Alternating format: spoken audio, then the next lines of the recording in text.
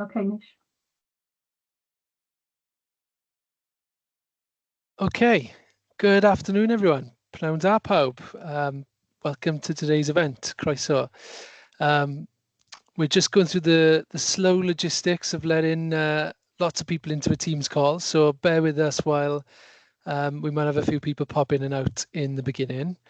But thanks for joining us today for our event where we're going to launch the family learning framework that we've been developing. My name is Joshua Miles. I'm the Director for Wales at the Learning and Work Institute. Hopefully you know who we are by now, but if you don't, we are an independent policy and research organisation focused on lifelong learning and better work. So lots of the work that we do is focused around coming up with new ideas, helping policy in key areas, with family learning being a key focus for us in lots of what we do. So as I mentioned earlier on, we're here today to launch the Family Learning Framework, which we've been developing. It's a best practice tool to help develop family learning provision across Wales. And we've got a really packed agenda today. So we're going to talk a little bit about that tool, but we're also going to give you a taste of what's happening, what looks good in different places, have a discussion around what might change and how we might make things better as well. So lots to get through today. And I think it's really important because family learning does lots and lots of things, but it does three things in particular, I think. It is a clear pathway for adults to return to learning, which is really important, particularly when we know adult learning numbers have been declining in the last decade or so. So it's a really important route into learning. It really benefits children as well and gets their parents engaged in their children's learning, which is an important part of the discussion I'm sure we'll hear about today. And it strengthens the place of schools within the sort of learning environment, I think, and within community in a wider sense. So lots of good stuff to talk about with family learning, and we'll hear a lot more about that from some of the examples we're going to hear today. I'd like to kick off by thanking Welsh Government for their support with this. So we were able to develop this framework because of support from Welsh Government directly, and we'll hear a little bit more from the team that backed that later on, and what their rationale was for that particular support, which I think is really welcome. And then just before we get into the agenda, a couple of housekeeping points from me. So we've got a packed agenda, so I am going to be keeping contributors to time. So if you do see me interrupting, I'm not trying to be rude. We just need to keep the agenda going and make sure everyone's getting their chance to say what they need to. Um, Please do share your questions. So there's lots of people in the call today, so we're not going to be able to go through to individuals to feedback over audio as we might with a smaller group. But if you could put any questions, comments, suggestions you have into the chat, we will pick them up during the Q&A session towards the end and try and get through to those. So please do share your thinking that way. And as I mentioned earlier on, we've got over 70 people in the call, so it gets a bit tricky with Teams in terms of audio. So we will be muting everybody. So please don't be surprised if you find yourself on mute. That's just to make sure we don't have any background noise in the meantime while we're trying to let people make their contributions. So we'll go straight into the agenda then. We're going to start off with a film just demonstrating some of the impact of family learning. So I will pass over to my colleague Wendy, who's going to share that film with you now.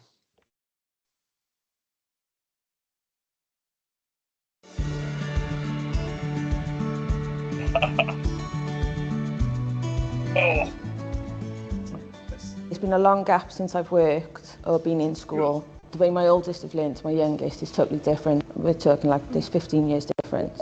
And I used to get really frustrated. And then they'd get frustrated and then we'd end up arguing and not doing it. Now I've been taught how they're being taught in school. I get it. The more relaxed I am, the more relaxed they are, which makes them more confident to try it with me. Now it's made me think more about finishing my GCSEs and just seeing where it can take me really. Because I've really enjoyed it, it's been a lot of fun. I've had quite a good giggle and I've made a good couple of friends along the way.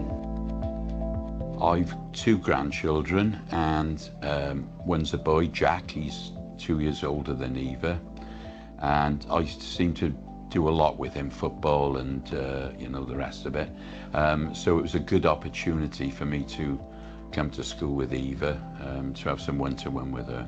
And it means that when she's at home with me, which is 2 or 3 times a week, I can interact with her and ask her questions and, you know, prod her to get a little bit better with what she's learning. It's an addition to their education and your own, you know, the world of coding and programming and digital awareness is sort of tends to leave you behind a little bit as you get older, so it's nice to refresh on that subject.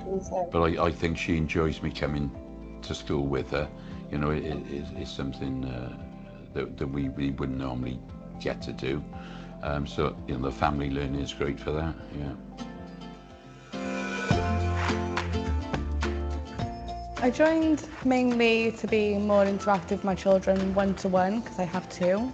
So I get to see them on their own and just participate in what they're doing in school, have a better understanding of what they're learning about and how to learn and help them better. It's built my confidence back as well, because I was obviously a stay-at-home mum and that's all I thought I was just a mum.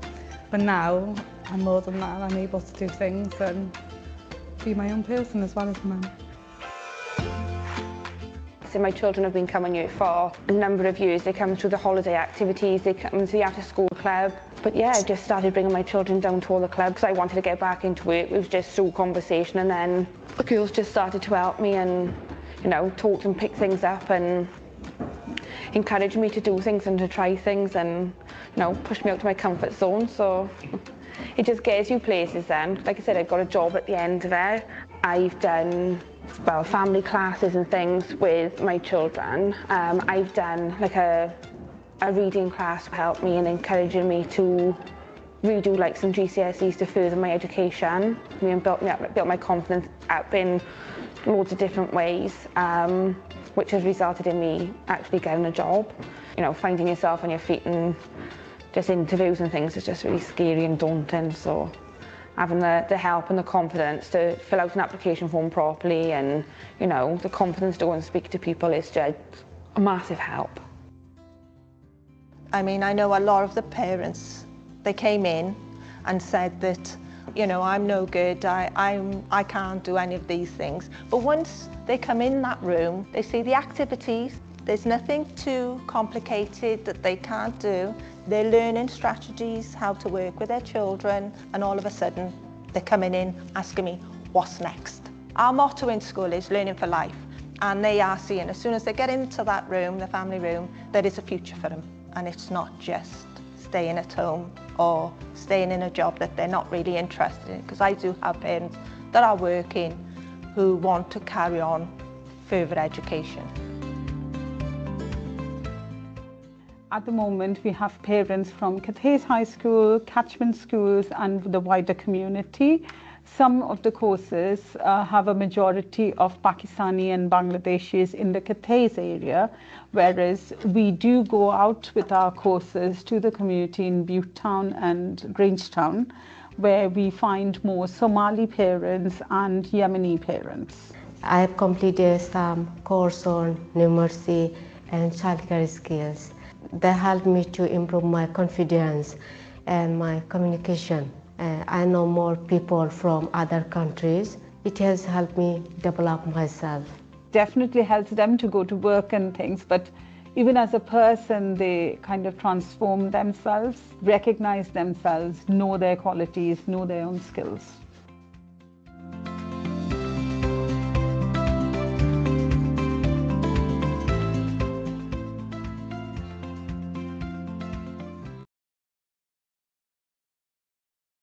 Okay, there we go. That's a taste of what we're here to discuss today, and hopefully that gives you an idea of the impact family learning can have and why it's important for us to discuss a subject like that today. I mentioned earlier on the Welsh Government had supported us, so we're now going to go to Nadine Young, who is Head of Employability Policy at Welsh Government, just to give a bit of rationale as to why they thought it was important to develop a family learning framework. So over to you, Nadine. Thank you very much, Pranav Dar Pawb. Yeah, good afternoon, everybody. Wow, what an amazing film that was. How inspirational. Absolutely brilliant. I was thinking about this, actually. a while ago. It was some time ago, I think it's fair to say, that we first started thinking about a family learning framework and what we could do to develop that in Welsh Government. It actually began with Christina Royo, I think is on the call.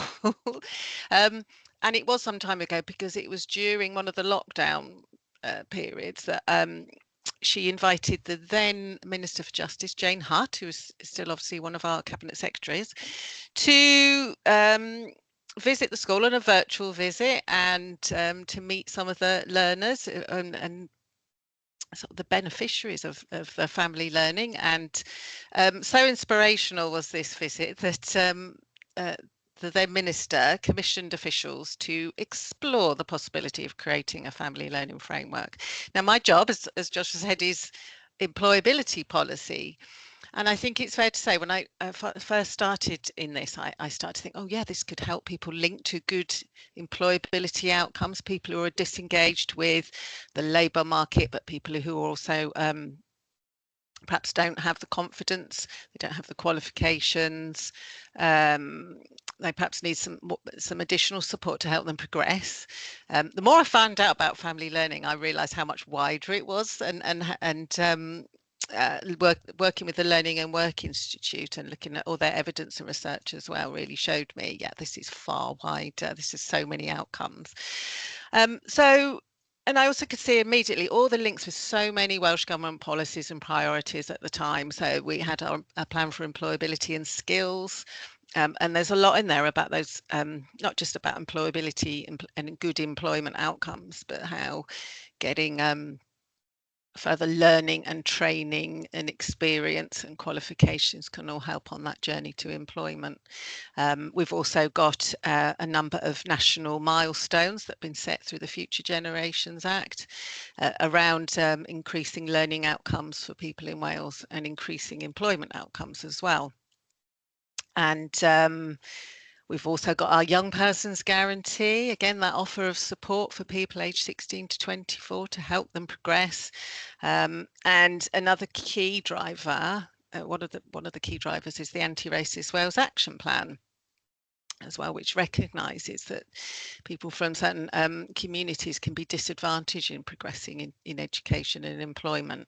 And in fact, this was actually a commitment in the first iteration of the Anti-Racist Wales Action Plan to develop a framework. So that's where the kind of background to it. And another really key priority was that we would co-develop this, co-produce this framework then with the people who are really a part of that. So our stakeholders, our deliverers, our providers, people, our leaders from schools, leaders in the community, local authorities, everyone really who could see the benefit and how how we use this framework then as a way of encouraging other schools that perhaps less engaged in family learning to participate as well, and bringing that all together, bringing together best practice,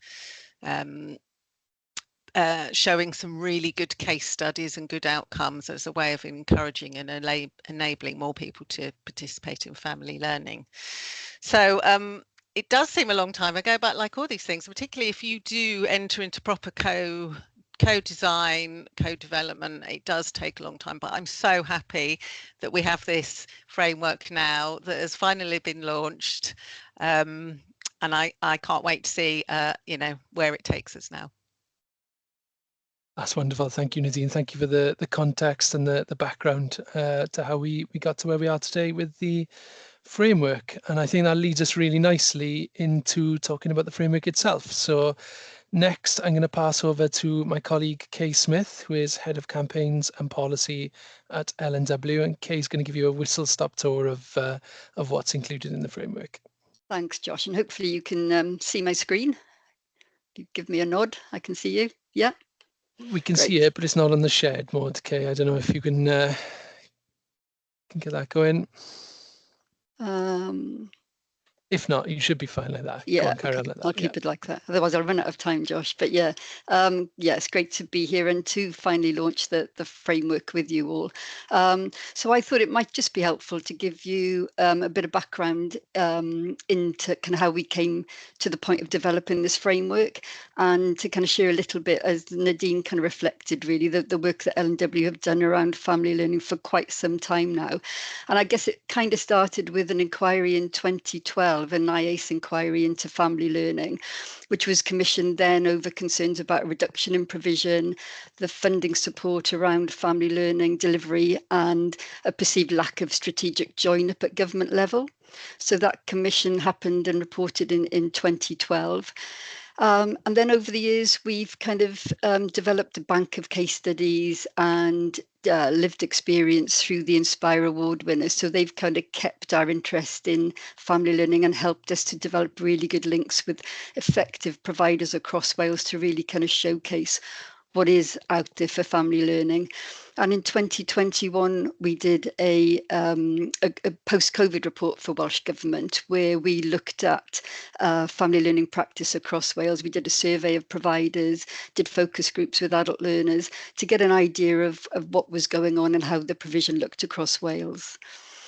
So I won't go into all of the messages and recommendations from those reports, but just perhaps to flag a few there, because what came out quite strongly from all of those reports was that family learning should be a key element of any lifelong learning or adult learning and skills strategies, and with a focus on improving employability and essential skills. Family learning should also be integral to school strategies to raise children's attainment. And what came out again strongly from those reports was that despite some excellent and developing practice, family learning was patchy across Wales and lacked a robust funding model. The reports also threw out the kind of outcomes of family learning, where, again, as the film touched on and Nadine touched on there, that family learning can have real impact on adult skills development, employability, and progression into further education, as well as improvements in that parental confidence and parenting skills. And I think this middle one is really important. It provides that opportunity to reach and engage adults at key transition points in their lives. So family learning provides that hook, provides that motivation for parents, many of whom can lack that initial confidence to join back into education, but it provides that motivation for them to do that. And also the reports highlighted the need for far more national and local coordination, including a framework for provision, which is where we are today.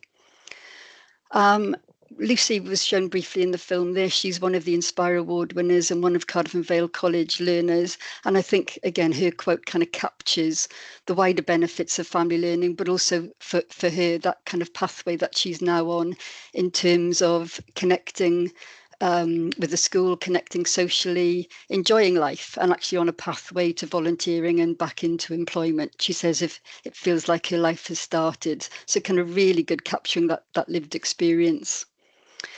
So just touching on the framework then, as Nadine referred to it, we made a real effort to co-produce the framework with providers, capturing their views on effective practice, doing an evidence review with that, doing lots of interviews, focus groups, and looking at the case studies again to draw out impact and draw out what works in the delivery of family learning.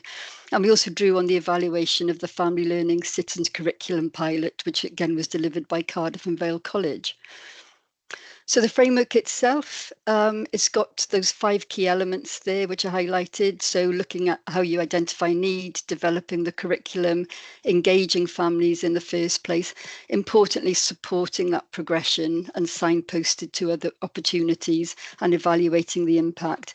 And I'd say a really important part of, and what we've tried to draw out in the framework, is that partnership approach is really important, developing those relationships with the schools and with adult learning providers. And I think what's really enabling at the moment is the community focused schools policy development, which is happening from Welsh Government to provide family learning engagement officers or family engagement officers within schools. That's been a really important part of, I think, what could benefit more effective delivery in this area. And each of the elements that we've identified in the framework, we summarise why it's important. We have key points summarising the case studies that tell us about what works in each of the areas. We've got links to further information and resources. And again, we've got also 2 sections which summarises the evidence around the impact of family learning and also highlights key policy areas which family learning overlaps and contributes to. And Nadine flagged that really well in her input. So I'm going to leave that there, Josh, and hopefully I've kept to time, but yeah, thank you. You've done very well, Kate. Yeah, we're doing well on time. Okay, so thanks for that. That's a really quick whistle-stop tour of what's been developed. The framework's available on our website, and we will share a link to that afterwards, but we'll also share the documents we've got and the slides following the event as well. So please do have a look at it, and if you've got any questions, feel free to get in touch. We'd be keen to hear from what you think of it and if you use it for anything in particular.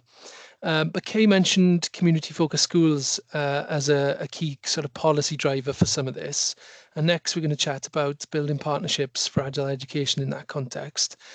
So I'm pleased to introduce Dr. Suzanne Sargent, who is Community Schools Advisor at Welsh Government, and Hayley Jacobs, who is Community Focused Schools Manager in RCT. So over to you two to tell us a little bit about your work. Thank you. Good afternoon, everyone at Pryn Howndar. It's really great to be a part of this event. On a personal level, I've been a really strong advocate for family learning for some time, and I've seen both through my role as a head teacher, but also through some of my wider research work, and also now my role within Welsh Government, the impact that this can have on families, on children, and on community. So it's great that we're launching the framework. I'm going to be talking really briefly about the community focused school model and how this aligns and supports the family learning framework. And we're going to have an opportunity, both within this short session, but also later on this afternoon, to share examples of how the key roles within the community focused school model really support the development of that national and local coordination of family learning. So we're going to be hearing just after me from Hayley, who's the community focused school manager in RCT. And then I know later on this afternoon, we're going to be hearing from Gina about talking about her role as family engagement officer. And I think the first thing I want to sort of really stress, Nadine has already mentioned it, it's around the impact of family learning and how broad that can be and how many sort of different policy areas that touches. And certainly in terms of the community focused schools model and guidance and this framework, they really complement and support each other.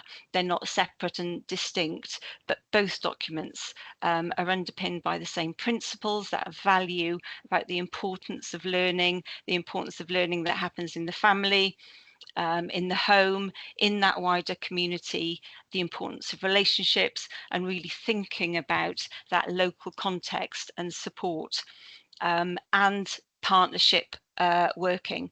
And certainly within the community focused schools policy, when we talk about, particularly in our family engagement guidance and the community engagement guidance, we talk about developing those relationships, making sure the information that we have there, schools are best placed then to think about supporting the delivery of this framework. And within the framework, if you're following the framework, you're also supporting your development as a community focused school. So I actually think it's an effective example of how we can align policies so that the messages to schools and wider organisations is really clear about how things complement each other.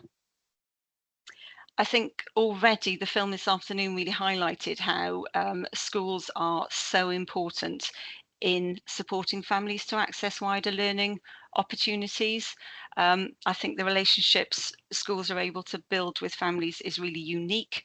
They have a longevity about them. In a primary setting, you might get to know families over you know, 8, 9, 10 years often if there's siblings, and all of that wealth of information that you then have with a family, and also that trust that you're able to build and develop, is then so useful for then supporting families to be able to access these wider opportunities. But of course, this isn't the sole responsibility of schools. This is really about partnership working. And we're going to hear and have heard about the organisations that are out there that can support schools to really think about sort of aligning this work in this area. We often talk to schools about not duplicating roles, but really thinking about how partnership working can maximise the impact of any individual role. And certainly where we're seeing highly effective practice in this area, it's where the community focused school manager or the FEO, the Family Engagement Officer, is linking up at a local level with the Family Learning Coordinator, with adult learning partnerships, to ensure for that family and that individual there's that clear sort of learning progression. Within our guidance, the information on this sits within both the family engagement guidance, thinking about the roles and responsibilities of family engagement officers, how they develop relationships, the importance of effective communication, but also in the community engagement guidance, where we've got a section on community learning, and we highlight within that family learning, adult community learning, and also intergenerational learning. We've got some case studies that I think complement very nicely the case studies that are already within the family learning framework, and so those can be accessed on our community focused schools page. And the information that we're getting back, both from community focused school leads in local authorities, but also from community focused school managers and family engagement officers, is that this work of developing family learning and opportunities for families to access learning that supports their own development, supports the development of their children, is absolutely crucial, and is a very important part of their journey as a community focused school. So I'm going to stop. I'm going to share my screen because I think Hayley's put some slides together, and we're just going to hear very briefly from Hayley her role as community focused school manager in RCT, and some of the work that she's done supporting families in her area. Thank you, Suzanne. Yes, I mean, as Suzanne said, my role is I'm the lead for community focused schools in Rhondda and Taff, and that's sort of 111 schools sit across the authority. So when we first started our community focused schools journey, we looked at all the elements along the guidance that came out from Welsh Government, and family learning we felt was really key to really ensuring that, you know, we understood not only our schools and the families and those wider families within that school context, but also what they needed. So we don't have a family engagement officer in every school setting. So I went out to then the head teachers across the local authority and asked them what they needed actually to make this like family learning really work, what they needed and what could we do to support. So from the feedback from that, there was great appetite for that family learning. They wanted it, but were unsure where to go, didn't quite know how to sort of like ask those questions. So we then came up with sort of like a set of questions that went out that they could use to their families to say, what would you like to see? And then from that, we then came up with sort of like a set sort of like standard of what most of our schools were then looking for. So then we reached out to, we're very fortunate here in our local authority to have our own education department. So I reached out to them to see what they could offer for us, and they looked at sort of like the IT skills and CV. I reached out to Careers Wales and Adult Learning Wales to see what sort of like that offer could really look like. So by the time we were ready then to go back to the schools, we had sort of like a suite of all the different providers that we could work for. And so we were able to go back to the schools to say, if you require this, we can support you in this way. Obviously not for us to deliver it, but to work really in partnership. So this data really is up until the end of May. We haven't got around to doing June and July's yet, but we have delivered across sort of 70% of our schools. So 78 schools have taken part in some kind of family learning under sort of community focused schools. These are the schools that did reach out to us. There is a lots of different work that does go on in our schools, but that was really from those schools that actually reached out to us. So as you can see from there was 229 different workshops, courses and programs, and some of those were, you know, very small, like 3 or 4 different sessions. Some of them were 6 weeks or so, and then some of them were a lot longer than that. And then from that family learning, we then realized that that was a real key sort of like anchor, if you like, and a hook that enabled those families then to reach out to school. They were doing like the learning and those literacy things with those families, or learning skills, or cooking on a budget, a whole raft of different things. And then they wanted more from the schools, and those connections had really started. So we then looked at what that could actually look like. So we went back out to those parents and just said, you know, what would you like to see offered within your school setting? Some wanted sort of like different sort of like avenues back into sort of employment, and some wanted to build up like their confidence and their skills. So we then looked at what that could really look like, and then sort of like sourced a raft of different things, as I said, with those partners, because we weren't able to deliver them all. So up until the end of May, it's 2,353 parents, carers and wider family members, and sometimes neighbours and things have also had the opportunity to engage in school. And some of the school settings for our smaller primaries didn't have like the space, so we looked at local venues, be that community centres or even within the secondary school within that cluster, to offer that. So it's really working within the community to see what we had to offer there. So there's lots of work that's gone on, and we're really grateful and thankful to our partners for, you know, Careers Wales and Adult Learning Wales to be able to do that in our own in-house team. So that's really just a whistle-stop tour on that. So the case study really that I just wanted to make you aware of is that worked really well is the group that we did in Mountain Ash. That they felt sort of like they called themselves learners. We were saying that for school, but they also wanted to be called the learners, that they felt that their voice was actually being heard and they were being listened to, and what they wanted we were able to sort of deliver within you know, within sort of like an adult education then remit. So we looked at what they wanted. So we had quite a large group and they were engaging really well. We had one off-site within a local community centre and one in school, and from those family learning experiences we were like, what would you like to see? So we were quite shocked in the feedback. Some of them wanted sort of like avenues to back into work, but we were doing lots of drive within sort of literacy and numeracy, and lots of the parents and carers were saying that they wanted further help with numeracy, and some of them wanted to gain a qualification. So we looked at then 2 streams. We had released a member of staff within the secondary school setting to deliver to 25 parents a maths qualification, and that ran throughout the year, and we're eagerly awaiting their GCSE results. So they more or less were sitting alongside a couple of them, they owned children in year 11 to literally sit those exams in a different venue. And we wanted to then look at, you know, what else we could actually do from that. So from the feedback, it was about teaching assistants. We knew as a local authority, we were, you know, really looking, and each time we were going out to advert, that there was a sort of gap there. So we asked if that could be an appetite, so you know, for people to engage with, or was there interest in the area for teaching assistants course to actually be put on. And we at the time reached out to our partners in Adult Learning Wales, and we were able to put on a course to bespoke. We did it as a pilot first. We didn't want it to be too large. We wanted to ensure that we were able to support them appropriately through that.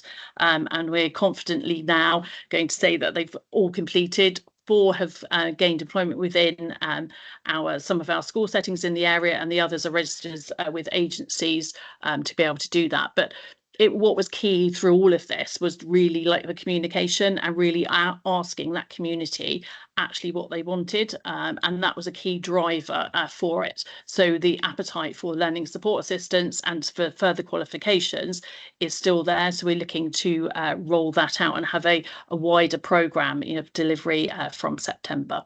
So yes, so that's it, sticking to time. So thank you very much. That's wonderful. Thank you, Suzanne and Hayley. That's really interesting and good to hear about community focused schools and how that can help with this agenda in particular. So we've had a brief case study there from Mountain Ash. Next, we're going to go on a little bit of a tour of Wales, a virtual tour of Wales. And we're going to start off in North East Wales with Joe Tincello, who is the ACL Engagement and Contract Manager, who's going to tell us a little bit about provision in North East Wales. So over to you, Joe.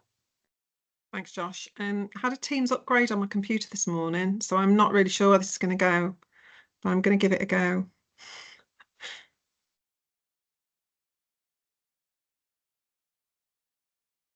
There we go. Can everybody see that? Josh, can you see that okay on the screen? I can, but there's 2 bars over it for some reason. I don't know if everyone else has that problem. Don't know. Sorry. I don't know because I can't see. All I can see is your face, Josh, and my presentation. So it could just be on that slide. So I'd maybe go on to click through. Yeah. Okay. Is that okay? It's still there. It's still there. Right. Yeah. So I'll stop sharing and try and reshare it again. See what happens. Yeah, go on. Give it another go.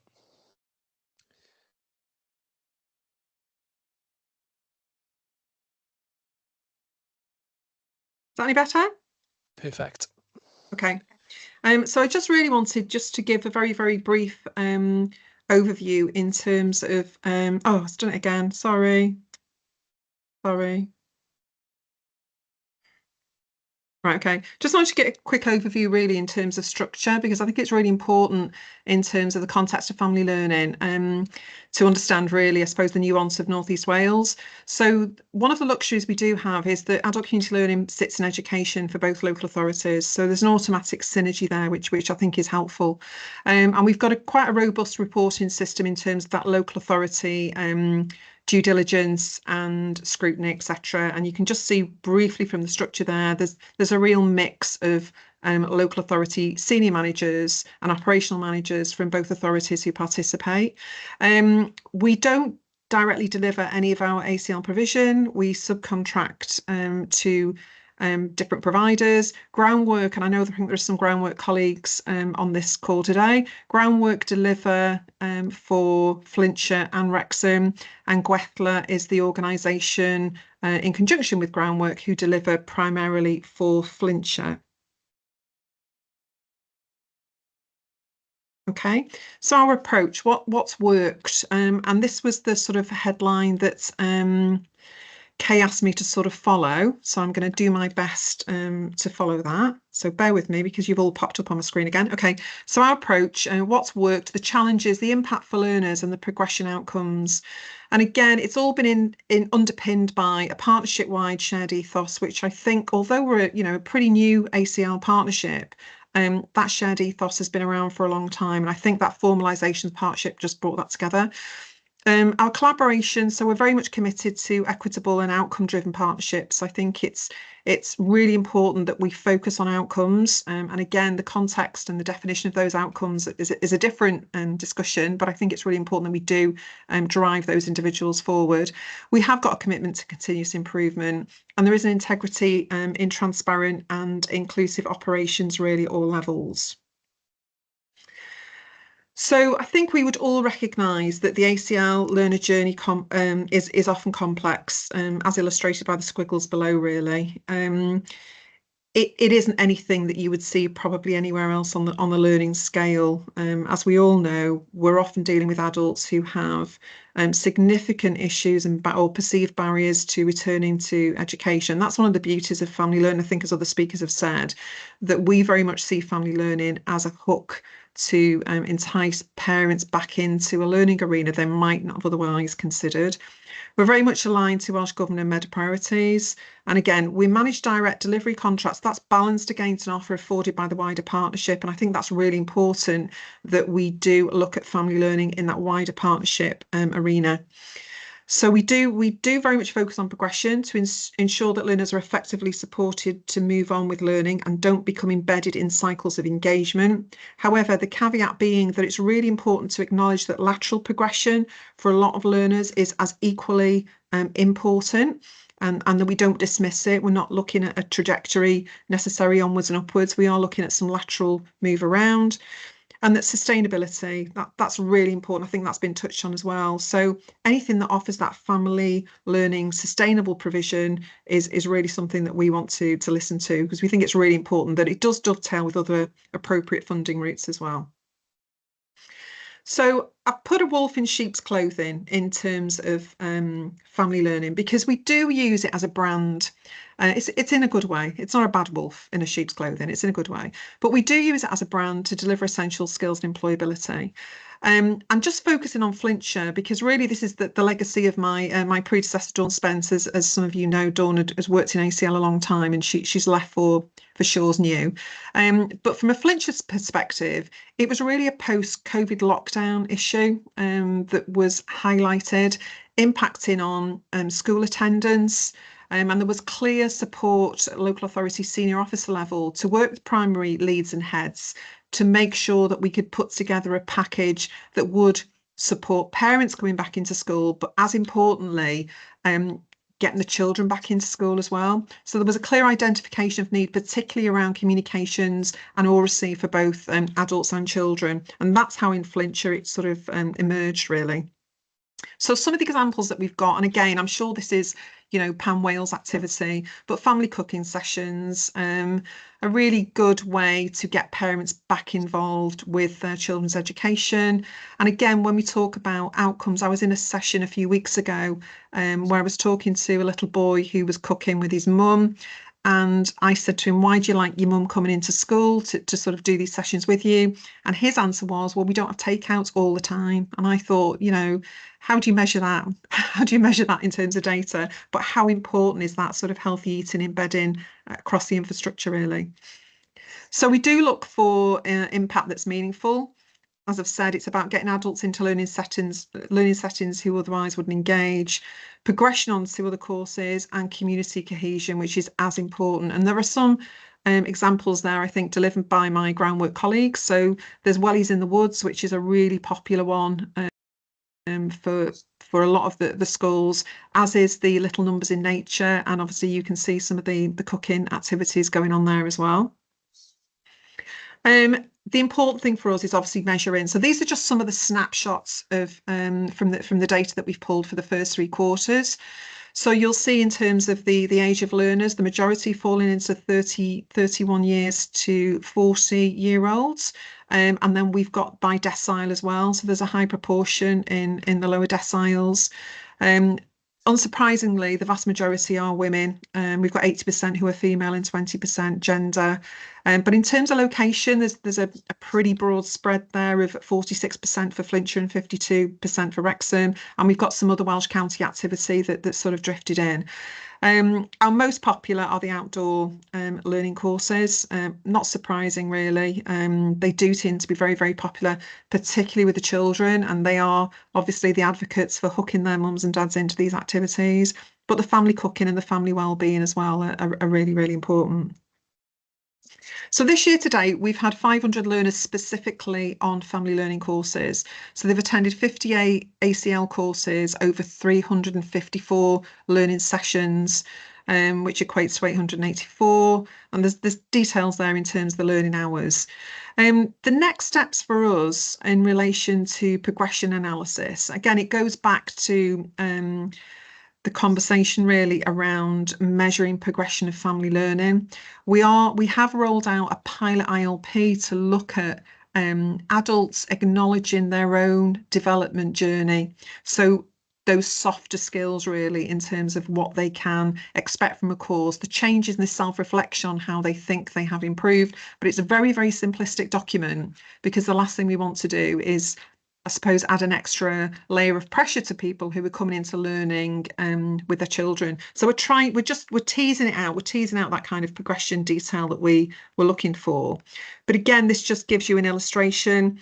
So this is this is ACL in entirety, but this is where we expect to see activities taking place. This is where it's actually happening on the ground. And from this moving forward, we've got big expectations from our MIS system that it will help us to identify where there are gaps very visually, where the family learning is taking place, the density of learning activity that's going on in different parts of the county.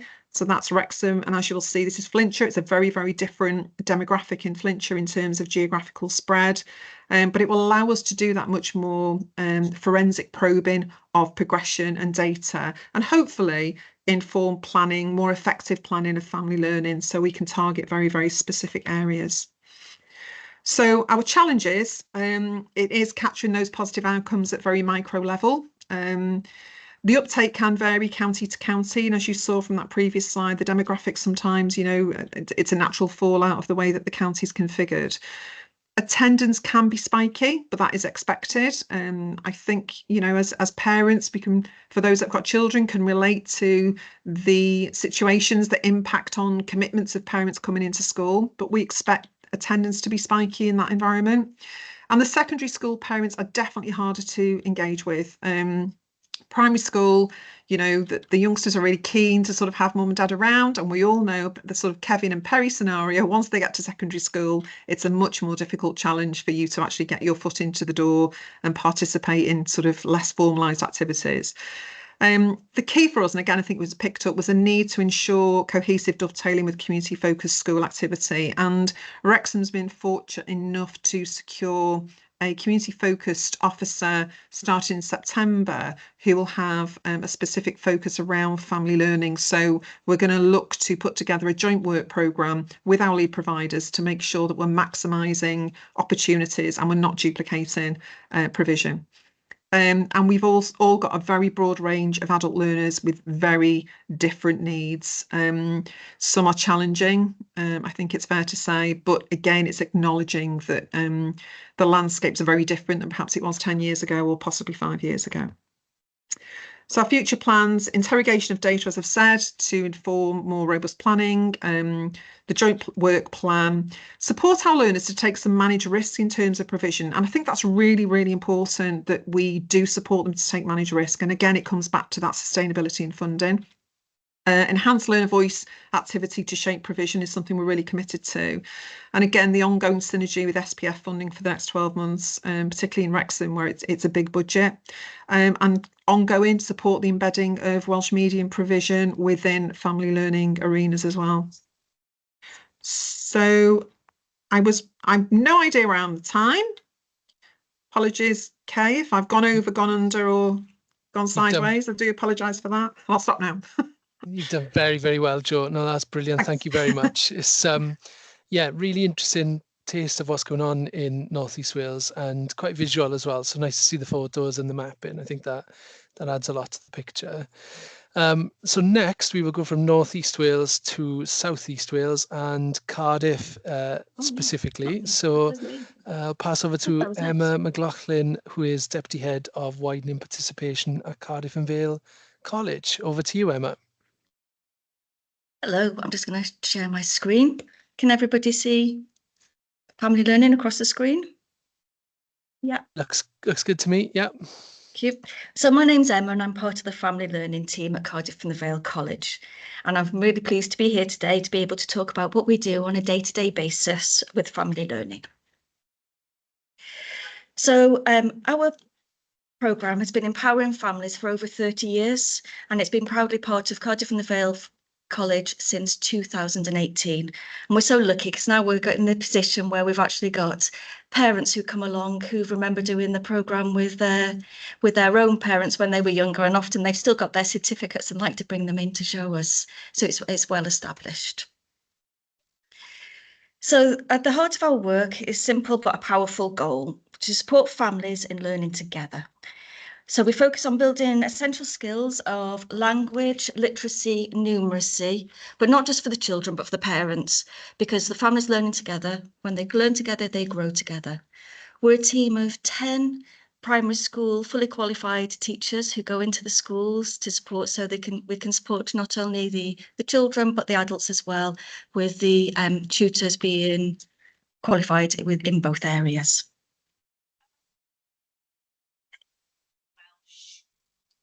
So we work closely with schools and community partners to reach people who are facing barriers to education. Often, just as other people have said, our learners are not looking for education. They're not looking to be able to go on a numeracy or a literacy course. They're actually coming along just to help their children. And it's when they get there, they begin to think about how they can be helped and help themselves as well along the way. We help to foster positive attitudes towards learning and open up into opportunities for everyone involved. So one of the things that we have in our approach isn't just delivering the content, but we also co-create it with the families. We work alongside, the families work alongside the tutors to develop the learning experiences that are relevant to them. In here, you can see a list of the topics we cover, but this would be really, really boring if we just gave them to the families like this. So we try and make them interesting and exciting. And we give them interesting names, which I heard in the previous presentation as well, that they had some great names as well. So what you can see there with STEM is actually called Visifun. We've got numeracy, which is actually called superheroes. Could you imagine a course called data handling and numeracy? Come and help your children. So we have superheroes, and the parents and the children come along and they make paper superheroes and they fly them, and then they use the skills to measure them. We get lots of stories with that as well about how they've been using their skills then in McDonald's to blow the paper off straws and things like that. During the courses, everybody gets involved in hands-on experiences. So building volcanoes, exploring reactions. They can, we ask the parents to help us come up with the names of the courses too. So it's through this collaboration with the parents and with schools that we help to strengthen links in the communities, and with Cardiff and the Vale College too. And we create a network of support that helps the families thrive. So what does it actually look like on a day-to-day basis? All of the courses are 10 weeks for 3 hours. The first part of the session is just for the adults only, where we develop their own skills. So if they're, for example, like in this photograph, going to play I Spy, we make sure that everybody is able to understand the phonics that will be involved in it and be able to use their own skills later on. The children then come out of the class to join their parents, which is for everybody the best hands-on part of the activities, and it's the thing that keeps the parents coming back and back and back. They love the time with their children, and the children absolutely love the time with the parents. When they come into the class and their faces light up, we get lots of parents as well who tell us that going to school on the day that the family learning class is happening is much easier, because they say today's the day I'm coming into your school, and they want their to go to school to be able to have that time with their carer. We have bespoke classes as well that to suit parents. So we have bespoke ESOL classes for some schools. We have bespoke wellbeing courses. It depends on which the school's needs and the family's needs. We also talk to the families about what they want next. All of our courses are delivered in schools across Cardiff and the Vale of Glamorgan. And I'm going to come back later to this part of this, one of the most important things that we've got at the moment, which is Progression Week. Progression Week is quite new to us. It's been happening for the last 2 years, and it's having a big impact on our family learning provision. If you want to know a little bit more as well about some of the impact that we have, we've got the Compass report, which you'll be able to have, I think it's on the link as well, with the family learning framework, so you can have a look at that as well. So what do we ask of the schools? we always get asked this question. We ask that you just give us a large enough room to support the parents and the children. Some of our courses are very, very big, and we have to try and make sure that we have enough room for everybody to take part. Our most successful courses are science-based. And we get quite a few men involved in those ones as well. I think in the video earlier we saw a granddad, and it's that they're particularly, we wanted to make sure that we have a breadth of topics that are going to be attractive to all genders. In the map, you'll be able to see that we have lots of ticks on there. These are the schools that we've been delivering in. So we have 87 schools a year, and we have 62 schools a week from the Vale of Glamorgan and Cardiff. So we cover a large geographical area. One of the challenges is actually trying to timetable this and to make sure that the tutors are able to travel between the schools in the middle of the day. We ask schools to provide refreshments. We find that really helps with the engagement, particularly in the morning sessions, because we often find that the carers have skipped breakfast and coming in, and to be able to stay, they need to be able to have a cup of tea, coffee and a biscuit, and we need to have those needs met. And in the schools where they help us by providing refreshments, we do see really good engagement. We also ask that there's a link person in the school that can help us engage the families. So we go into the playgrounds to help engage, but with the schools that have got community engagement officers or family engagement officers, we see a bigger impact. The relationships are already built. The parents are used to coming into the schools, and they are ready for that next step on their learning journey. They're ready to be moving from the soft focused activities which are essential for engagement to then the learning opportunities and their own progression. But often in schools, obviously covering so many schools, not many of them have family engagement officers. It's usually the head teacher that will come out with us into the playgrounds. It's our tutors who go into the classes and work with the teachers. Class teachers will often write individual letters to parents inviting them along, which helps. And that trusted person between and the link between the college, the family learning and the school is essential. So we always ask schools who that's going to be. Our provision is free to schools and funded by Cardiff and the Vale College. And our focus is to make the adult learner the key priority for us. Measuring outcomes. So we have this is data for last year because we're still teaching at the moment, so we haven't got up-to-date data completed yet for this year. So we've had 1,511 families engaged in the programme. That was individual adults. Then if we have the children, the adults and community members who've engaged, there was 3,025. We delivered 192 courses across 84 schools. 98% of our learners had successful completion, where they gained an accreditation from Agored Cymru. That's what we count as a successful completion, and that meant that they did the whole 10-week course. We delivered 141 courses in Cardiff, 45 in the Vale of Glamorgan, and 7 in the wider community, because we don't always deliver in schools, we can go to the wider community too. And 250 of our learners progressed on to other courses during the 3 progression weeks. Okay, so how do we capture and measure our outcomes? We have termly learner voice, we have focus groups, we have parental feedback from schools. The parents and the carers make their own targets as part of the course, so they say what it is that they want to get from the course, and we have that documented.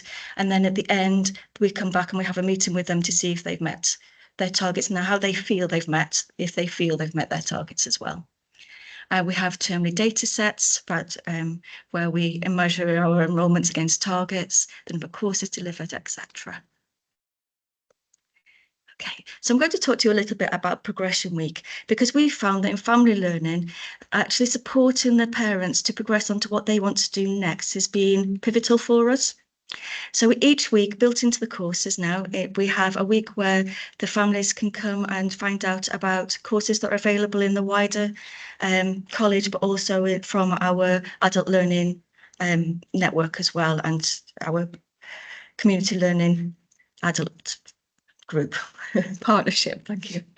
Okay, so in the photograph here, you can see adults taking part in and access to health and social care course where they're extracting DNA from a strawberry. That was very, very popular. We have 28% of our learners progressing on to further studies within the college. So those are the ones not who are going on to other family learning courses, but they're actually moving on to other courses in the college. Here we can see a photograph of the learners talking to our Careers and Ideas department, which is a crucial part of Progression Week. They come in and they make a one-to-one appointment. Their tutors as well bring them into the college.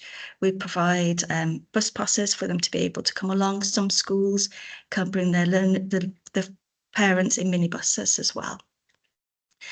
They've gone on to areas such as construction, accountancy, access courses, computing, teaching, hair and beauty and art, and many more. We make sure that digital skills are built into the week, and here we are having a session about AI.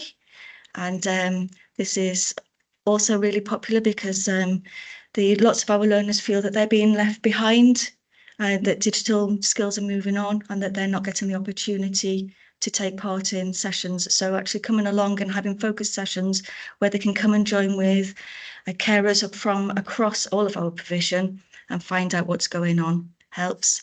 And we have this granddad here has gone on to a course in the Vale of Glamorgan to develop his own digital skills. We make sure that we get feedback from not just the adult learners, but the children as well. And one of the great things is that it's incredible to receive the feedback at the end of term with parents and children and carers telling us how confident they feel and how, so the feedback from schools is great as well. So here we have a learner who started on a family learning course. She did her application, is now doing an application for number course at CAVC and has gone on to access to health and science as well. And she just loves learning. And it's quite nice because several times she's popped up on case studies and we keep seeing her progress along further on her journey. And it's not just one or two, it works. We have so many that we can tell this story about as well. So family learning is very special and very close to my heart for that reason. And here we have got some feedback from head teachers and Estin about the impact that they feel family learning has had for their schools. So thank you for your time and for your commitment to family learning and for giving me the opportunity to let you know what happens at Cardiff and the Vale College with our partner schools. That's wonderful. Thank you, Emma. Lots of good practice there, and Progression Week in particular sounds very interesting. The main thing I'm taking away from that, though, is DNA from strawberries. That sounds really interesting. I want to give that one a go myself. So, yeah, excellent. Okay, we've done North East Wales and South East Wales. Let's go west now to Pembrokeshire and over to Laura Phillips, who is Lifelong Learning Coordinator at Learning Pembrokeshire. So over to you, Laura. Good afternoon, everybody. Can you see my screen? Yep, looks good. So I am Laura Phillips. I coordinate a project called Springboard, and Springboard has been running in Pembrokeshire for over 15 years. The purpose and aim of the project, my slide not sharing, is to engage adults and children in learning together, to be inclusive in our approach so that we engage those who often don't feel confident about coming into the school. We aim to inspire the adults to take on new activities, learn new things with their children, to develop skills that they might not have had the opportunity to have when they were younger themselves, and to support both the adult and the child to learn and have an impact on both. So that, like with the other projects that have spoken already, the aim is to benefit both adult and child and to help the adults then progress wherever possible. And that progression is key, but all the way having fun. So we try and make sure that, as all the other providers will be doing, that those activities with the families are engaging, they're hands-on from the moment that they come in, they are having fun. Formula for our funding has varied over time. So we started off as a Communities First project with Welsh Government Adult Community Learning Grant Support. And then as the Communities First period ended, we've had to seek different funding sources. So we've gone to the Big Lottery Award for All, we've gone to local companies, we even set up the Friends of Springboard, made up of parents who were able to put in funding applications with us. And then we've got to a model now whereby we approach the schools themselves to make a financial contribution to the running costs of the project. And we've been fortunate enough to benefit from UK shared prosperity funding like other projects here today. All through the time that I've been involved in the project, the aim has been to engage families creatively so that from the very outset, there is an appeal to taking part in learning with the children. Curriculum for Wales, which is now fully established, obviously in all the primary schools, is something that we have seized upon.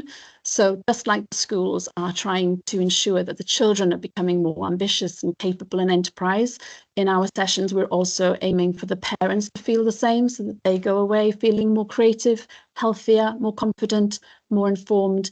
And that fit works very, very well for schools and the head teachers, of course, because then they know that what we're doing in the classroom is exactly what is happening in their classrooms. We developed a programme where, like other projects, the essential skills are embedded creatively into all that we're doing. So in the marketing, it might not appear at first hand that what's coming into the sessions are digital skills, numeracy skills, and reading and writing skills, but they are there.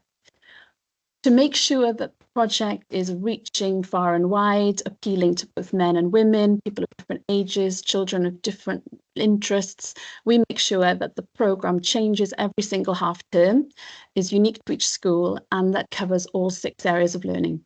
So we have sessions around humanities, we have courses in science and technology, which are very popular, like was just mentioned by Cardiff. We have courses around language and literacy, health and well-being, getting outdoors, maths and numeracy, hands-on, so that the math skills, especially the math skills, where people are often quite frightful of even the word maths, is very kind of embedded and contextualized so that there's purpose to the maths that everybody is learning. We do a lot with the expressive arts, as you'll see in other slides.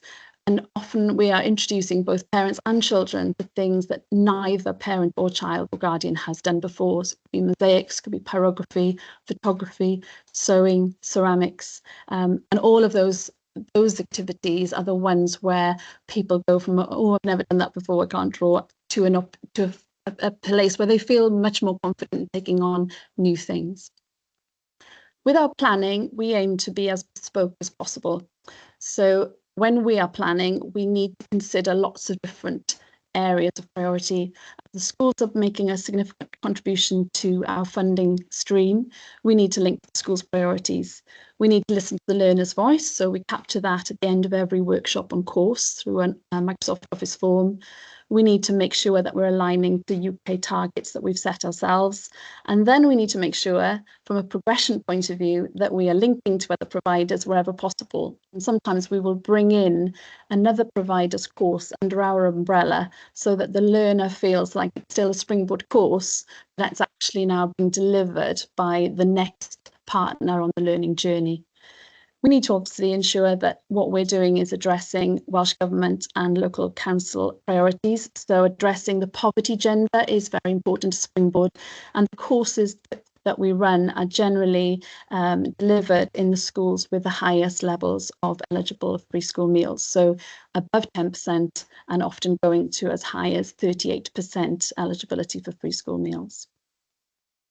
The programme that we run is a mixture.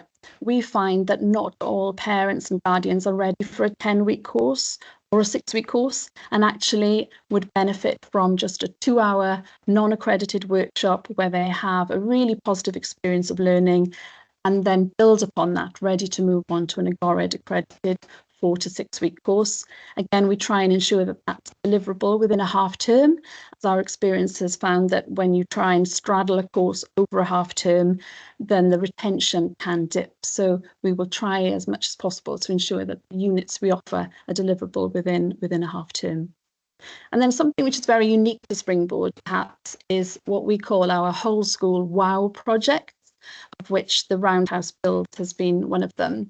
And the purpose of those is to really raise the ambition, do something that's really high profile, that will leave a legacy for the school and for the families to feel that actually they have made a physical difference to the school that their children is going to. Examples of these are the murals that you can see here at Neyland School. This is the playground wall of the school. The mosaic at the front of Ysgol Penrhyndeuwy's entrance. The stained glass windows that we designed at Gellerswick School, but there's also some at the National Library of Wales. And the Roundhouse projects at 4 different schools within Pembrokeshire. So this was the first one that we did in Johnston. There are ones that were built by learners and children at Neyland and Fenton in Haverfordwest and in St David's. And for us, marketing really matters. It's interesting to hear the Cardiff speaker talk about going into the playground, which is something that we used to do a lot. But now we've kind of refined the process. So because we're in more schools, we start off always by going into the school assembly. We get the children very excited about what Springboard has run in different schools, so that then they want the parents to get involved in what we're delivering. We do a Springboard fair at the end of the school day, where all the activities are free. Everything is open to everybody to take part in. And then on the back of that fair, we advertise our workshops. And because the fair has been so well attended, those workshops tend to fill within the week. But the Springboard staff are key to making all of this work. So the Springboard staff, the advisors, are the ones who, with Springboard, design the flyers. They set up booking links so that that can go into the school apps. So all the schools that we work with now are using apps like Pastojo. And then wherever needed, we will then do special assemblies, pop into classes, speak to learners, and where the school wants us to target specific children because of nurture needs or additional needs or attendance needs, we will then deliver a very mini workshop to just those children, give invitations to those children to go home, and then be guaranteed that we have a completely targeted cohort of learners benefiting from our sessions. And the relationship with school staff, as was mentioned by Mrs. Sargent, is absolutely critical. So although it's very important that the head teacher and the SMT and school governors are on board from a funding point of view and from a strategic steer, then it is the family engagement officer or the family liaison officer who is pivotally important in terms of identifying for us who are the families that will most benefit from learning with us. And then front reception, who will be managing the communication and welcoming the families when they come to school. Because if that's not aligned, then the targeting can't happen as well as it should. And then the families don't feel as welcomed as we want them to feel when they come into those sessions. We promote all of our courses through the school, but also on our own Facebook page and on a Padlet, so that the different schools can see what's going on in the other schools, because they're quite competitive. So here you can see these are the different schools that we're currently in. So under SPF, we reached 16 schools, and you can see for every single school, there are lots and lots of different activities. We're always developing colourful flyers. We're always trying to make things snappy, names, as colleagues already spoken about. But that's a way that everyone can see what everybody else is doing. Does it work? We like to think that it does work. We have had uninterrupted delivery for the 15 years that I've been coordinating the project, despite the fact that the Family Learning Grant was taken away and we lost the Communities First grant. In the time that we were funded by UK SPF and Welsh Government, we engaged 1,600 adults. So it does show, like in all of these presentations, there is a real appetite for family learning. If you get it right, families do want to get involved. Our SPF target was for parents to gain a qualification, and specifically a maths qualification. So in that 18-month period, 309 different adults gained a qualification. Many adults actually gained more than one. And we capture feedback at the end of every single session using Microsoft Office forms. And through that feedback, we can monitor whether the engagement is right, the content is meeting the needs of the learner, and that they are feeling the benefit. But overwhelmingly, the parents always state, and the children, that they have loved the sessions.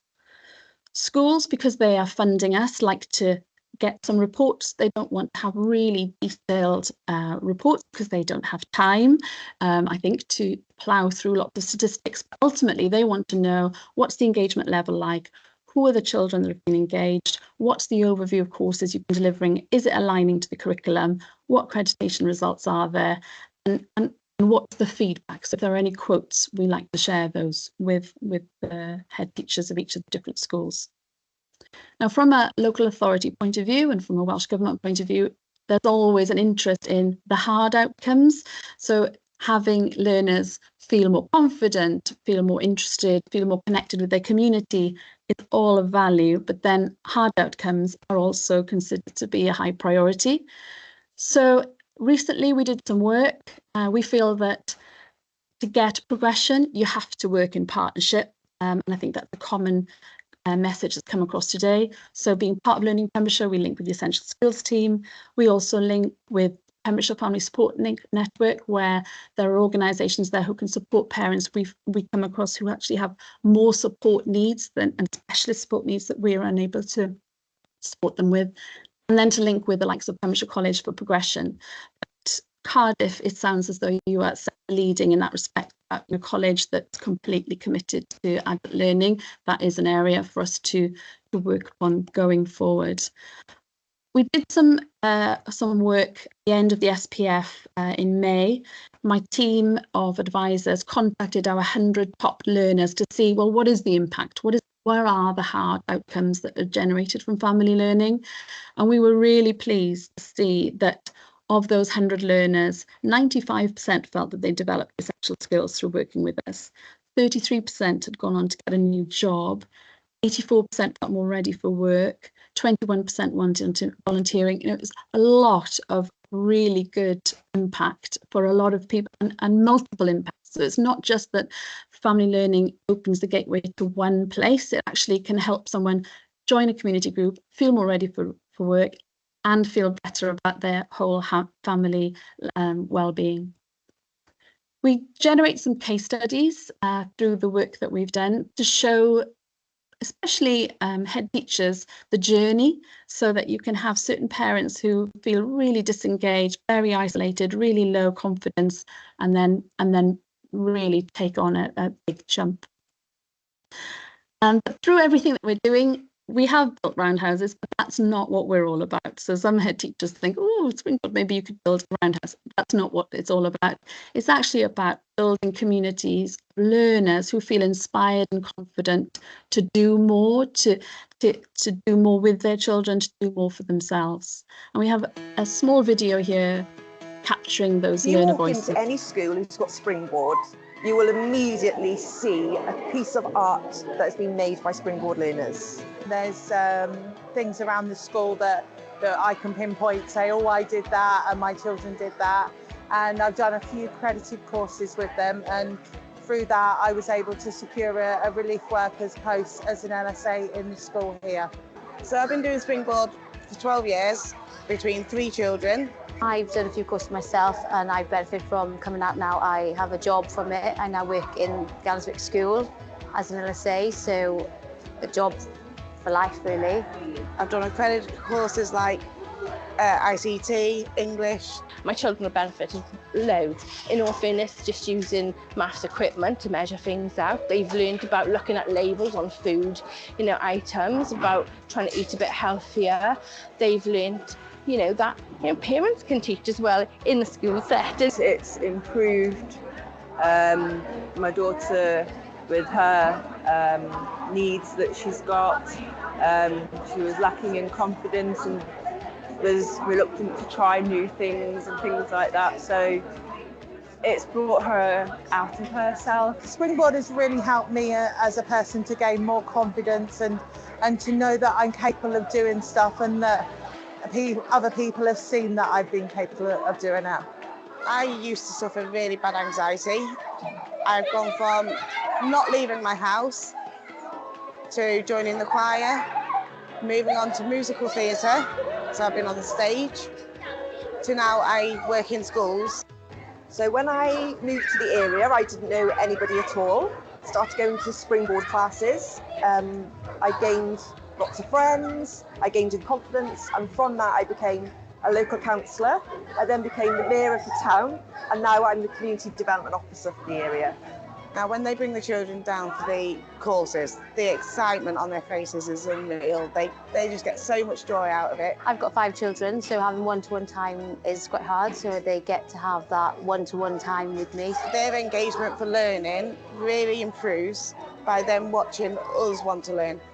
If you've got Springboard in your school and you're a bit nervous or anxious, my advice to you is be brave. Go for it, because you will not regret it. You will learn so much about yourself and other people.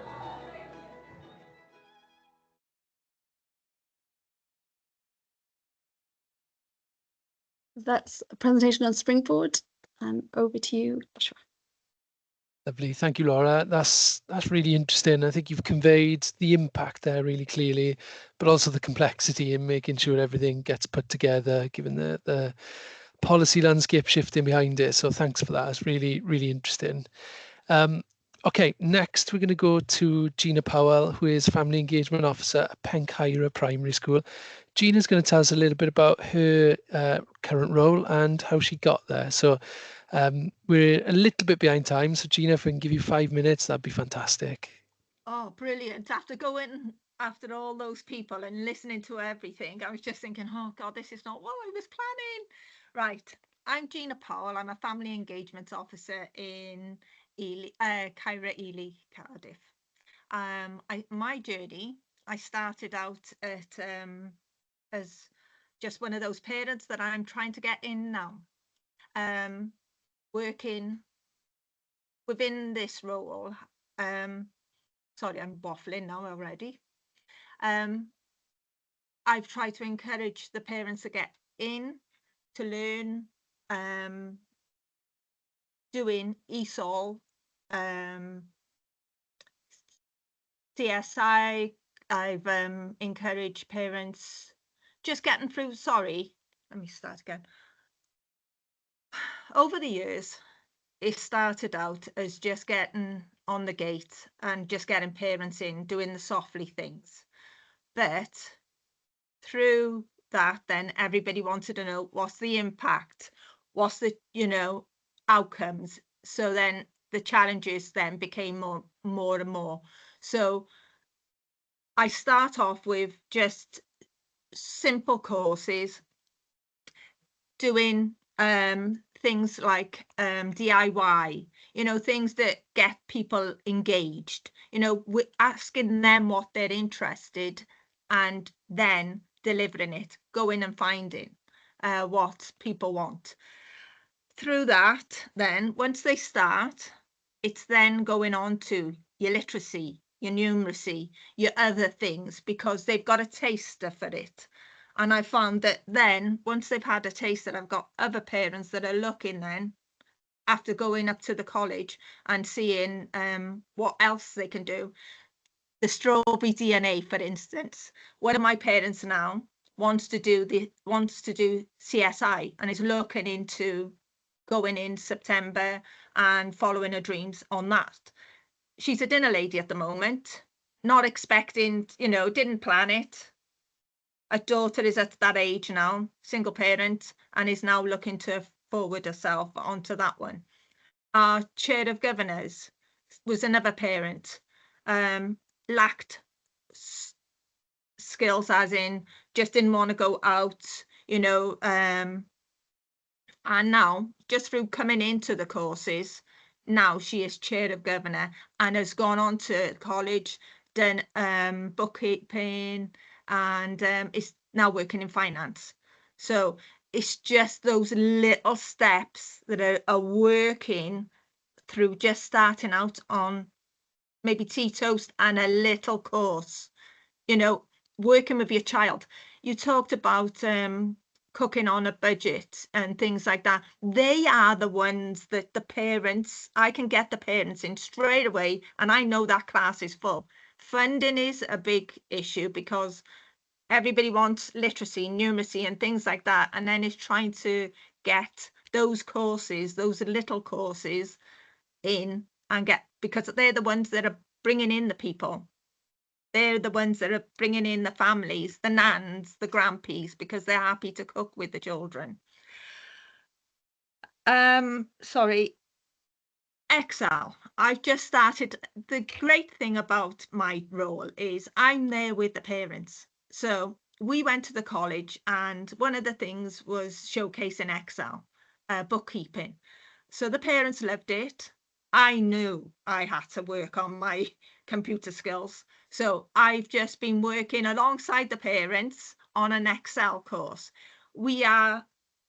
I'm looking now, we're coming towards the end with Families Learning Together, and I'm all looking at what can we do next? Because our families, a lot of the challenges are, a lot of our families want to work within the school. There is, you know, you get the same faces that they want to learn, but they want to learn in the school and they don't want to go further afield. That is a major challenge, but having days at the college has made a big difference. Our ESOL parents, they've been able to do, I've been lucky just through Eid coming that we ended up introducing our families to a lot of our Muslim families, as our school intake has got a lot more. So we have offered smaller courses. The parents now are doing the ESOL courses. I've got parents in the college. I've got parents now looking to go on to Keeping Up with the Kids is called, and it's a maths course. Now, before, those parents would never have gone if you didn't have these just small little courses to start them on the road. I've had one parent that's just been lucky to go to Cork to be a learner's ambassador. You know, using her voice, you know, empowering her. You know, we've been to London, you know, we're citizens at UK, you know, giving them their voice.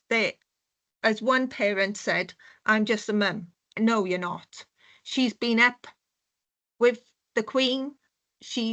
Her love was bookkeeping. She loved books and encouraged everybody else. And I got to be honest, it was one of those courses that I thought, nah, we've done that. We've tried it. It didn't work. But with the Welsh Literacy Trust, they gave us the books, and I've got 18 people within the community, because it always started out that it was all about your school. And then now through STEM and things like that, we've encouraged then other schools to come in, and we are now more working with the community. We're sharing. COVID was a big sort of like it stopped us for a bit, but I still carried on. We had 5 in a room, whereas you'd normally have 20, you know, between 8 and 20, we had 5. And that was due to spacing, but we still had learners through the door. We still had people in, you know, I was still encouraging them. I live within the area. I know how important it is that learning is for life. I don't just say it, I believe it. I believe that, you know, whatever the challenge, there is always something you can do. It's important that we are role models. I am a role model in myself, as they can see that I lived on the road. I started off the journey the same. I need them to know that. And that's the first thing I say to them, because if they see that within your my daughter's a teacher here. The head teacher is from the area originally. You know, once you have those role models that they see that, oh yeah, I can do this, then the parents will come in and they will go further on. And that is university. I've got parents doing university. I've got ones working in the social services, you know, and I was all through courses like working on child development and then going on to psychology. I think the hardest thing is getting funding. I think with funding, getting courses and people to realise that, yes, I've got parents that want to do nails, but it's a business, and it's trying to get people in to do those kind of courses. You know, I got the people, but trying to get the tutors and other people to understand that these courses, you know, I could do the bookkeeping through the nails. I can do the literacy, the numeracy. I just need, you know, people into. The parents can go to college, but they want to do these courses here. Yeah, thanks, Gina. That's Sorry, really, I'm waffling. I no, know. not at all, not at all. It's I've really, got really so powerful. much. Yeah, thank you so much. I thought And it was going to be a question. That's all right, question don't and worry. Well, answer, look, you so- could join into the Q&A we're going to have now anyway. But Yeah. but look, the key bit for me that I took from what you were saying there was about being a role model. You've been through it yourself, and you give some really powerful examples there of how it's impacted people's lives and sent them off on a journey. And I think that's really powerful, isn't it? So, yeah, thank you for You've got to love giving us what a you taste do, and there. I love it. Absolutely. Well, let's go into the panel discussion quickly now then. So we're a little bit over time, but we will get us through as much as we can, as quickly as we can before we finish. And I think let's start with Hayley Brady, who is head teacher at Pencaira Primary School. Hayley, if you wouldn't mind introducing yourself quickly, maybe I'll ask you the first question. Why is family learning important, do you think? Well, that's perfectly apt, isn't it, after just hearing from Gina. So I'm Hayley Brady. I'm head teacher here at Pencaira Primary School. And as Gina pointed out, I'm actually really passionate about the area, Cairo and Ely, because that's where I was brought up. So why is family learning important? Our motto here is learning for life. That was an inherent motto, but it's definitely something I wouldn't change, because it is so true for us as staff, our pupils, our parents, our entire school community.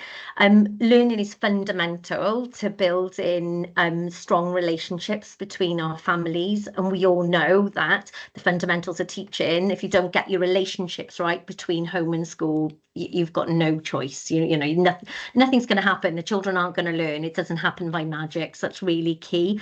And I've seen firsthand how investing in Gina. We've all heard about the funding, and you know, for me, having her in that role, I mean, her as a person benefits that role as well, but having a key person that can lead it, bring the parents in. I mean, Gina just made it sound like that, you know, that happens by magic. That doesn't happen by magic. It's hard work, commitment, and down to the fantastic relationships that she builds with her parents, and they're built through these learning opportunities. It's the collaborative approach. I'm a big fan of community focused schools and really see the purpose of it and the drive for it. And I've been lucky to meet with Suzanne recently, as we were talking earlier, go out to see this good practice in New York, and where community focused schools is embedded. And you know, learning is key there, and to see the parents there learning, like Gina alluded to, coming into schools, starting off with their families, you know, with the children, to then going on and learning for themselves, believing in themselves. You know, it is a cyclic pattern. You get the parents on board, they support the learning, but they also support the well-being and the general ethos of the school. So yeah, it's very important. Oh, that's brilliant. Thank you, Hayley. And I suppose the next question then, if I go to Steve Bell. So Steve, same again, if you wouldn't mind introduce yourself quickly. And then I was thinking if you could tell us about what the picture looks like across Wales. You know, we've had 3 great examples in different places today, but how does it look on the whole, do you think? Yeah, diolch, Josh, and thank you. So I'm Steve Bell. I'm an HMI in Estin, and I'm our sector lead for adult learning in the community. We talk a lot about family learning in our inspection reports, actually, and we see its benefits really well. But one of the problems is provision is very patchy across Wales. So people have used that term patchy, and that's exactly the term that we have used as well in some places. And actually, we have also used case studies from the examples that have spoken today. We see very strong provision and long-lasting provision as well. It's been around for quite a long time. In other parts of Wales, there's very, very little. And Multiply showed us that the funding, the dedicated funding for developing numeracy through the UK Shared Prosperity Fund showed us that there's an appetite and an unmet demand for areas outside where there has traditionally been provision offered. But the problem with Multiply is that the funding has now been withdrawn for that, and we're seeing providers having to transition to different funding models. And Laura spoke very eloquently about the challenge, I think, of keeping the funding going. And I think that's a strategic issue that we ought to think about, is how we fund this consistently to ensure that provision is not patchy and that there is a universal kind of offering for family learning. And the final point I would make is around what we've seen here is really nice examples of collaborative thinking around family learning has benefits for children and it has benefits for adults. So that thinking about both of those two different audiences and the beneficiaries of family learning, of course, it goes beyond that into communities and communication and so on. But I think we need to be careful of siloed thinking, and where we think about family learning as for children, something of benefit for children, or as something of benefit for adults. We need to be constantly thinking that it has benefits for both of those audiences. Yeah, I think that's a really important point, Steve, isn't it? And then, yeah, maybe if I come to you, Rhian Edwards, next from MEDA, so you can introduce yourself properly, Rhian. But how important do you think this is in terms of progression as well? Obviously, MEDA's role is focused on adults and less so the schools, but we heard a bit about progression earlier on. How does it fit into the picture, do you think? Yeah, so hi everybody. I'm Rhian Edwards. I'm the Executive Director for Policy and Investment at MEDA. And for those of you who don't know what MEDA is, we are the newly formed Commission for Tertiary Education and Research. So we're the funder and regulator basically for the post-16 education sector. So as Joshua said, that this is an interesting one for us this afternoon. We currently don't directly fund family learning activity, although we do funded through the engagement activity that some of our adult community learning partnerships are involved in. So I feel a little bit of imposter because I've come to listen, really. I've come to listen and I've come to understand it, because certainly when you look at the theory around it, and the presentations we've had this afternoon have sort of blown my socks off, really, because you can see the impact that this kind of intervention has to progression. So when we were established, we published our strategic plan that was there to respond to a number of Welsh Government priorities, but one of those is around looking at how do we fix some of the big knotty issues that we've got in this country. And Josh, you alluded to those in your presentation to start around. We've got still really kind of stubbornly high rates of people not in employment, education and training. We've got really low participation rates in adult learning, and we've got people who want to re-engage back into society and to become active citizens, and there's a real challenge in terms of how they do that. So from what I've heard this afternoon, it's been a long day. From what I've heard this afternoon, what family learning presents is a really important opportunity for progression, that kind of concept around kind of family cohesion, but to allow those individuals that opportunity to refine their sense of self-confidence and their sense of self, and to do that within a really safe and protected environment that then gives them the confidence to go on to do new things. I think one of the things when you work in education, you talk about concepts such as progression routes, etc., as just part of our kind of natural language. I think when you're an individual who hasn't been engaged in education for such a long time, you would actually have no idea where to start. It feels quite, potentially it could feel quite impenetrable. So one of the messages I've heard this afternoon is the value of it opens people's awareness. What kind of Gina said around, well, actually, once they've done this course, we can let them know that if they really like that, they can possibly go on to do that as well. And certainly all the case studies very much indicated that how you develop impact is not necessarily pushing people, you know, if they're really uncomfortable, but certainly trying to get people to recognize the potential that they have, and whether that's moving into employability or whether that's moving into a place where they've got better qualification attainment, because we've got criminal, you know, we've still got a really high percentage in this country of adults with no qualifications, which is something that we have to address. So for me, the intervention points in the right direction, and I guess there's a big legislative change coming around the corner. So the legislation that kind of underpinned the setting up of my organisation is a piece of legislation called the Tertiary Education and Research Act. And what that act will introduce in the next couple of years is something which is called proper protection for adult provision, which is something we don't currently have now.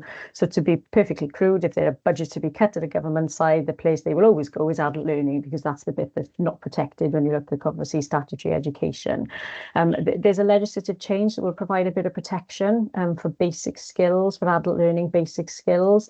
And I think there's an opportunity there for us to rethink in the way in which we provide that funding framework potentially for family learning, and that's another reason why we've come this afternoon as MEDA, just to understand what's happening, to think about that broader framework. Yeah, big opportunity for some change there potentially, isn't there? Christina, can we bring you in as well? So you can introduce yourself, but what do you think the impact is on schools and children and parents involved in this space? So I'm Christina Roy, the Family Learning Coordinator with Cathays High School, which is a secondary community-focused school.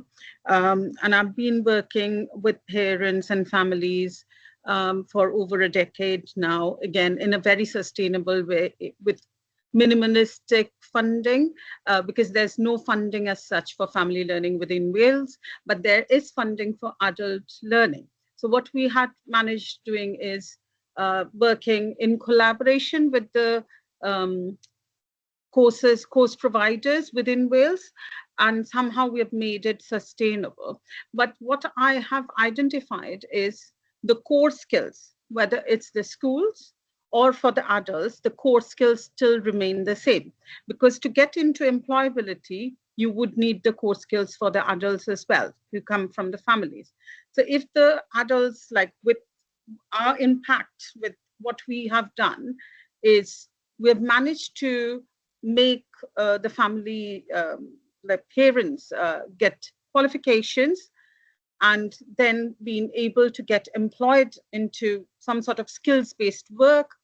But as an impact of that, getting qualified, getting back into work, it's had an impact on the children as well. So the children's attendance has improved, their behaviors changed, their attainment has improved. But over 10 years, we have managed to monitor it, modify our kind of ways of monitoring, and that has improved over time, like how we monitor it and how we fine tune it. And we wouldn't say like we are at a perfect kind of a state now. We are still work in progress. And again, it can be made sustainable, but there is some sort of funding needs to be there to make it going for a long run. So whatever we get through different outside providers, at the moment it's sustainable. The school's very much supportive of the family learning. We do after school homework clubs or qualifications for families.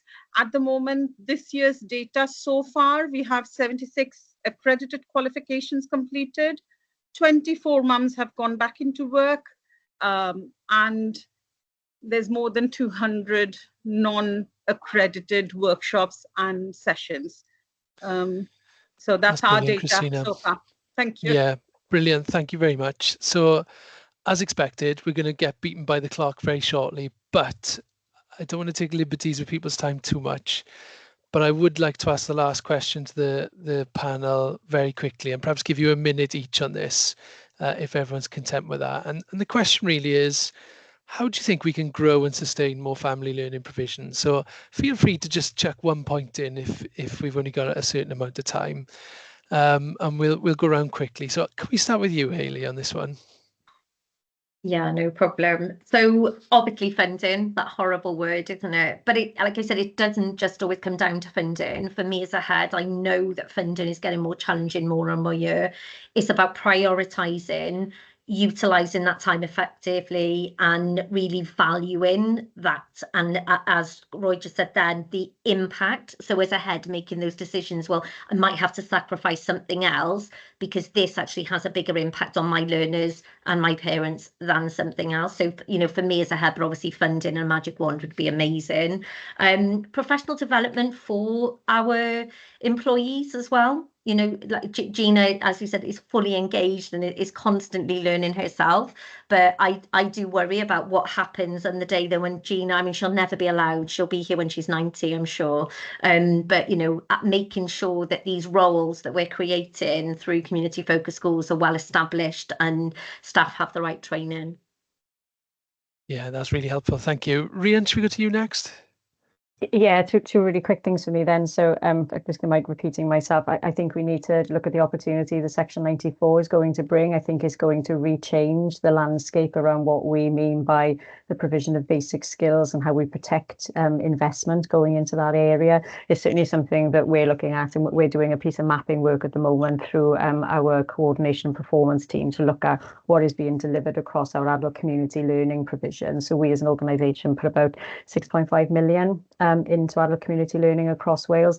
That sounds a lot of money. It's not. When you think that that's going across the whole of Wales, and there's engagement activity that forms part of that funding. But we're trying to understand what is being delivered there, how much of that kind of links to Section 94, how much of it doesn't, and really there's probably a kind of a question for Welsh Government in terms of where there might be an additional investment needed. The other thing I was just going to flag is Steve's point on, if it's patchy, why is it patchy? And we know, are we in a position where we can share learning with those areas where we haven't got strong infrastructure? And that might be not just the learning around how the provision works, but the governance around it as well, because I think that's really important, the mechanisms by which you do deliver as opposed to what you're actually delivering as well. So if we can start to think about more effective ways of sharing that practice, then I think that would be really beneficial as well. Yeah, governance is one of those topics that nobody really wants to spend lots of time on. But when you think of ACL and community focused schools, you know, operating in different spheres, yeah, getting that right is going to be really important. Christina, I can see you've put a comment in the chat already. So do you want to pull out that one for your contribution? Which one? I've been going Oh, there we are. Yeah, you take a pick then. Yeah, go for it.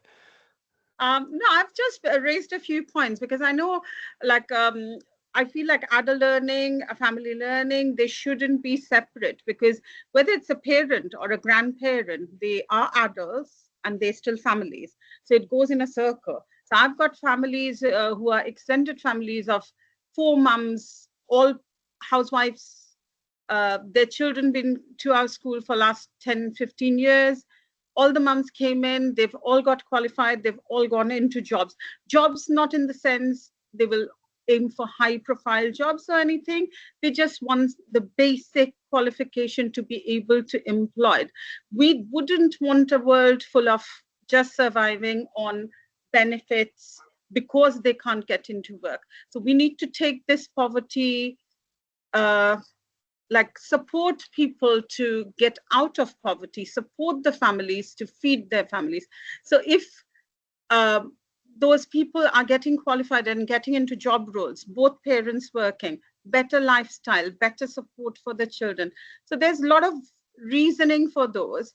But the family engagement officers, again, at the moment, there's plenty around Wales. I've been for family engagement officer conference this year. So it's nice to see that family learning is happening in Wales, which wasn't there when I met Nadine 5 years back.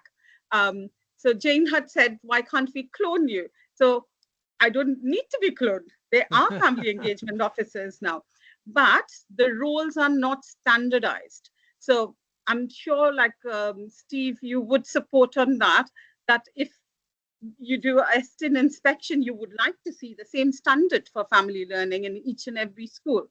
So that needs to be done. So that's why this family framework, if you all have a good read through it, it would have more or less a similar structure, but it needs fine tuning. It needs guidance. So whoever can put in more fine tuning, and we should come to a standardized kind of method of what should the families be learning, how much should we be supporting them. And obviously collaborations is key point, whether it's course providers, whether it's support for mental health or any sort of abuse, or whether it's support for getting into work.